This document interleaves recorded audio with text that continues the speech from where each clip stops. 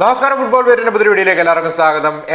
Real Madrid അവരുടെ season campaign ലലീഗയിൽ Xabi അലോൺസോയുടെ അണ്ടർ ഫസ്റ്റ് ഗെയിം 1-0 വിക്ടറിയോട് കിലിയൻ എംബാപ്പെ സെക്കൻഡ് ഹാഫിൽ നേടിയ ഒരു പെനൽറ്റി ഗോളിലൂടെ 1-0 വിക്ടറി നേടിക്കൊണ്ട് പോയിട്ടുണ്ട്. സോ ഇന്നലെ നമ്മുടെ മാച്ചിനിടയ്ക്കാണെങ്കിലും ഇപ്പം ഞാൻ പറഞ്ഞൊരു കാര്യം തന്നെയാണ്, ഇപ്പം ഇതൊരു ഫ്രസ്ട്രേറ്റിംഗ് മാച്ചാണ്, ബോറിംഗ് ഗെയിം ആണോ, റയൽ ബോറിംഗ് ആയിട്ടാണല്ലോ കളിച്ചതെന്ന് പലരും വന്ന് പറയുന്നുണ്ടായിരുന്നു. നമ്മുടെ വാച്ച് റോങ്ങിനിടയ്ക്കും ഈവൻ പോസ്റ്റ് മാച്ചിന് എക്സിലും എല്ലാം കണ്ടൊരു കാര്യമാണ്. പക്ഷെ റൈറ്റ് വേർഡ് എന്താണ്? ഇന്നലെ നമ്മൾ പറഞ്ഞ സെയിം വാക്ക്, പേഷ്യൻസ്. റയൽ മാഡ്രിഡ് ടീമിൽ കൂടുതൽ പേഷ്യൻസ് ഇംപ്ലിമെന്റ് ചെയ്യാനായിട്ട് ചാബി അലോൺസോയ്ക്ക് സാധിച്ചിട്ടുണ്ട്. കാർലോ ആൻസെലോട്ടിയുടെ സ്റ്റൈൽ ഓഫ് പ്ലേ നമുക്ക് ചാബി അലോൺസോ എക്സ്പെക്ട് ചെയ്യാൻ പറ്റത്തില്ല. There will be difference.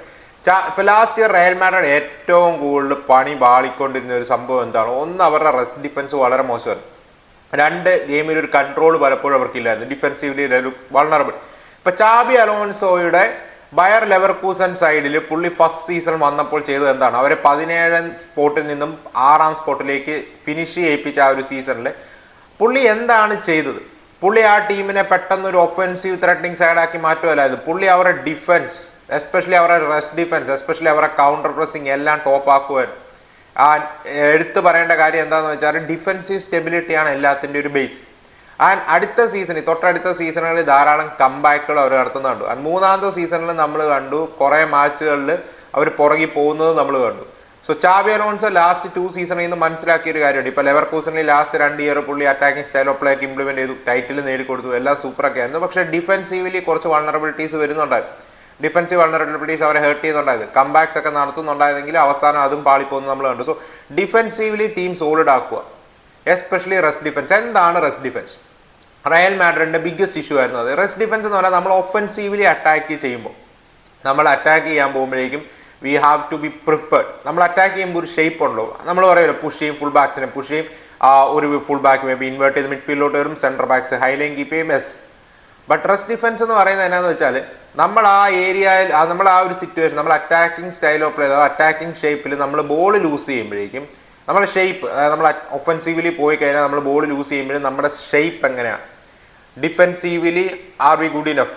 നമ്മുടെ ഒഫൻസീവ് ഷേപ്പ് അഥവാ നമ്മുടെ പ്ലേയേഴ്സിന്റെ പൊസിഷനിങ് ഈസ് ലൈക്ക് നമ്മൾ ball higher of the pitches വെച്ചോ അല്ലെ ഏതിനെ തേടി വെച്ചോ ബോൾ ലൂസ് ചെയ്താൽ നമ്മുടെ ഷേപ്പ് പ്രോപ്പറാണോ, ഡിഫെൻഡ് ചെയ്യാനായിട്ട് പ്രോപ്പറാണോ? സോ ആ ഒരു ഷേപ്പിനെയാണ് നമ്മൾ റെസ്റ്റ് ഡിഫൻസ് എന്ന് പറയുന്നത്. സോ റയൽ മാഡ്രിഡിന്റെ ഇന്നത്തെ റെസ്റ്റ് ഡിഫൻസ് സൂപ്പർബായിരുന്നു, അത് എടുത്ത് പറയണം. അതുപോലെ തന്നെ അവരുടെ കൗണ്ടർ പ്രസ്സിങ് നല്ലതായിരുന്നു.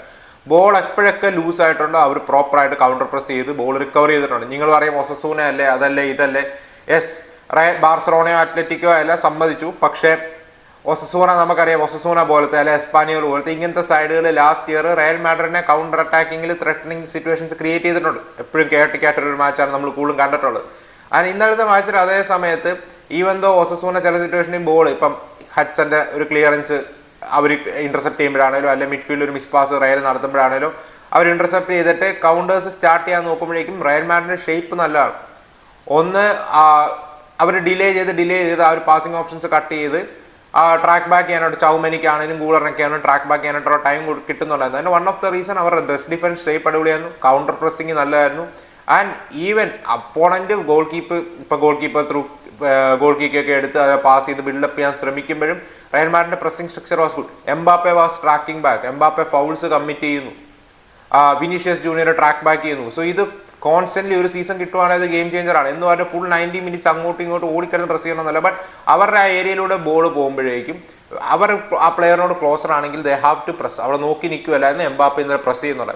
ആൻഡ് ഇന്നലത്തെ ടീമിൽ നമ്മൾ കണ്ടത് എന്താണ്? ഇന്നലത്തെ ആ ഫുൾ ബാക്സ് രണ്ടുപേരും ടെക്നിക്കലി നമ്മൾ നോക്കാനായിട്ടാണെങ്കിൽ പുള്ളി ഫുൾ ബാക്സിനെ ഉപയോഗിച്ച് പിച്ചിന്റെ വിട്ട് സ്ട്രെച്ച് ചെയ്യുമായിരുന്നു. അല്ല, ഇന്നലെ ആണെങ്കിലും ട്രെൻഡ് അലക്സാണ്ടർ-ആർണോൾഡ് ആണെങ്കിലും അൽവാരോ കരാരാസ് ഫെർണാണ്ടസ് ആണെങ്കിലും ഒരു പാസിംഗ് ഓപ്ഷനായിട്ട് പലപ്പോഴും ബിൽഡപ്പ് ഫേസിൽ ഡീൻ ഹഡ്സനും അതുപോലെ തന്നെ എഡർ മിലിറ്റാവോനും ഒപ്പം നിൽക്കുന്നുണ്ടായിരുന്നു. ചൗമനി ബാക്ക് ത്രീയിലോട്ട് ഫോം ചെയ്യാനായിട്ട് ഹെൽപ്പ് ചെയ്യുന്നുണ്ടായിരുന്നു. ബട്ട് മോർ ദാൻ ബാറ്റ് പുള്ളി ഇന്നലെ ഒരു സിംഗിൾ പിവറ്റ് റോളാണ് കളിച്ചത്. നമ്മൾ ഫിഫ ക്ലബ് വേൾഡ് കപ്പിൽ പുള്ളി എക്സാക്ട്ലി ഒരു ബാക്ക് ത്രീയിലോട്ട് ഫോം ചെയ്യുന്നത് തന്നെയാണ് നമ്മൾ കണ്ടത്. പക്ഷേ ഇന്നലെ കുറച്ചുകൂടെ അഡ്വാൻസ് ആയിട്ട് ആ സിംഗിൾ പിവറ്റ് റോൾ പുള്ളി നൈസായിട്ട് ചെയ്തു. And defensively ചൗമനി സൂപ്പർബായിരുന്നു. ചൗമനി ഈ ടീമിൽ ഇൻ്റഗ്രൽ ആണെന്നുള്ളതിൻ്റെ എല്ലാ ഗ്ലിംസസും ഫിഫ ക്ലബ് വേൾഡ് കപ്പിലും കിട്ടിയിരുന്നു, അതുപോലെ തന്നെ ഈ മാച്ചിലും കിട്ടിയിട്ടുണ്ട്. ആൻഡ് രണ്ട് ഫുൾ ബാക്സും ഒരു പാസിംഗ് ഓപ്ഷൻസ് പോലെ എക്സ്ട്രാ അഗ്രസീവ്ലി പുഷ് ചെയ്യാതെ ഒരു പാസിംഗ് ഓപ്ഷനായിട്ടുണ്ടായിരുന്നു. മിഡ്ഫീൽഡിലോട്ട് വരുന്നുണ്ടായിരുന്നു, ഇൻവേർട്ട് ചെയ്യുന്നുണ്ടായിരുന്നു.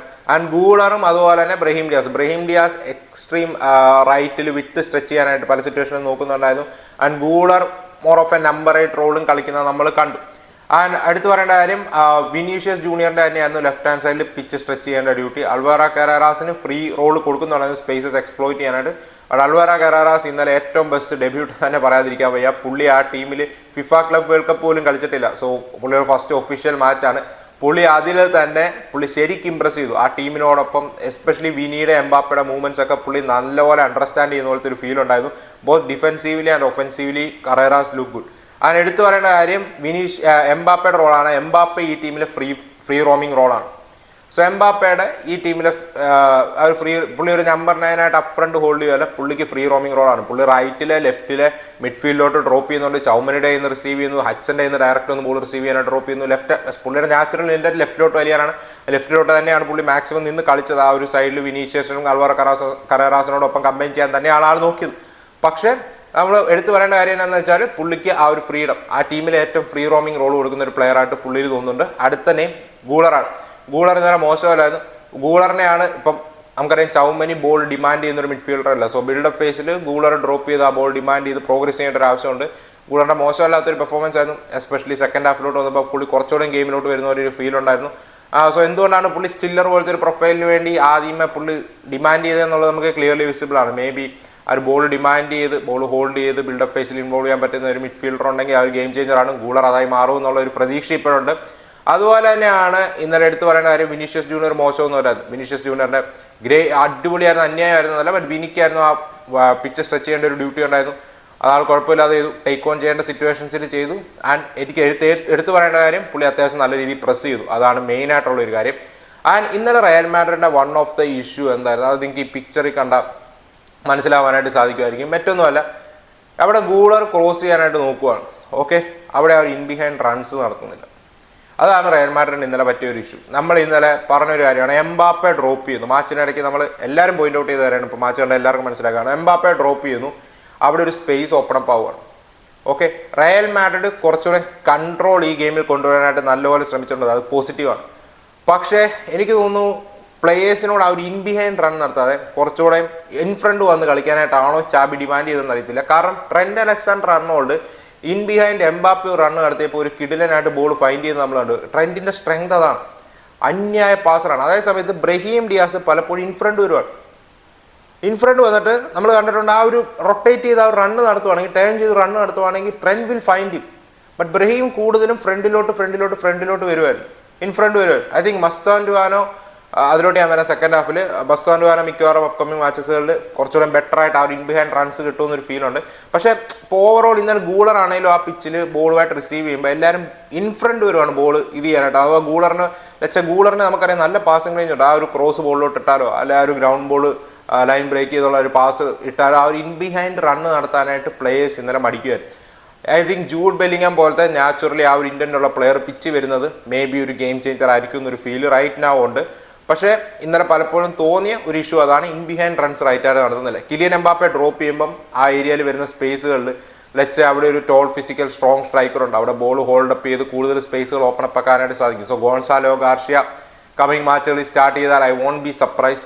കാരണം പുള്ളി ആ ഒരു നാച്ചുറൽ നമ്പർ 9 ഇന്ത്യനുള്ള പ്ലെയറാണ്. കാരണം കിലിയൻ എംബാപ്പയ്ക്ക് ഫ്രീ റോമിങ് റോളാണ്. പുള്ളി അവിടെ ഹോൾഡ് ചെയ്ത് അപ്പ് ഫ്രണ്ട് ഒരു നാച്ചുറൽ നമ്പർ 9 റോളല്ല പുള്ളി കളിക്കാൻ പോകുന്നത്.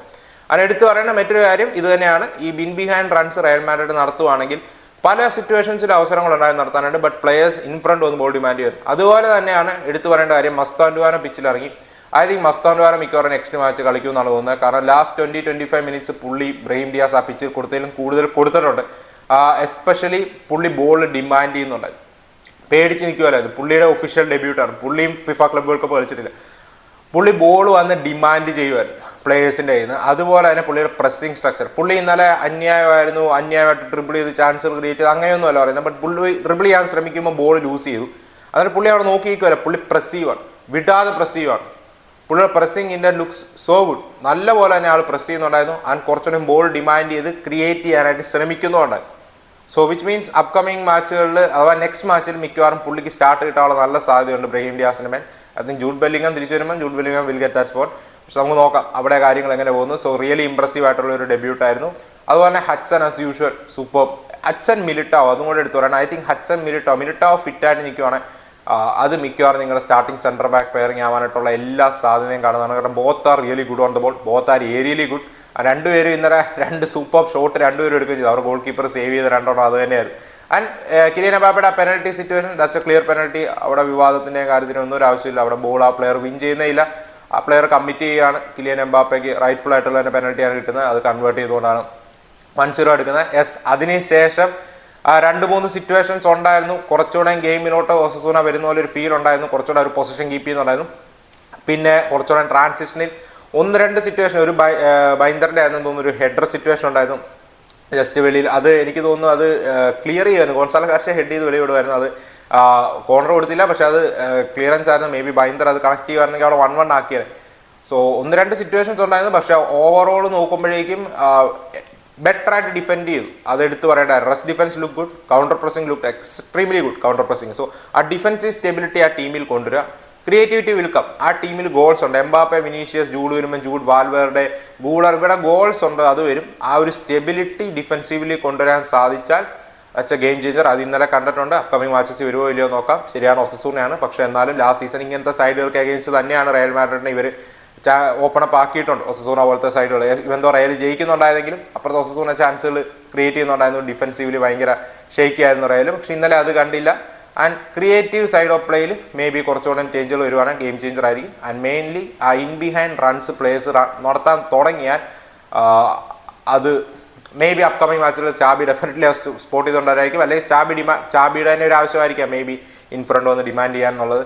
അപ്കമിങ് മാച്ചുകൾ അവിടെ ചേഞ്ചുകൾ വരുമെന്നൊരു ഫീലുണ്ട്. കാരണം നല്ല അവസരങ്ങൾ ക്രിയേറ്റഡ് ആയിരുന്നു. എസ്പെഷ്യലി ട്രെൻഡ് അലക്സാണ്ടർ ആർണോൾഡ് ആ പാസിംഗ് റേഞ്ച് വേസ്റ്റഡ് ആക്കുവാണ് ആ ഇൻ ബിഹൈൻഡ് റൺസ് നടത്തുന്നില്ലെങ്കിൽ.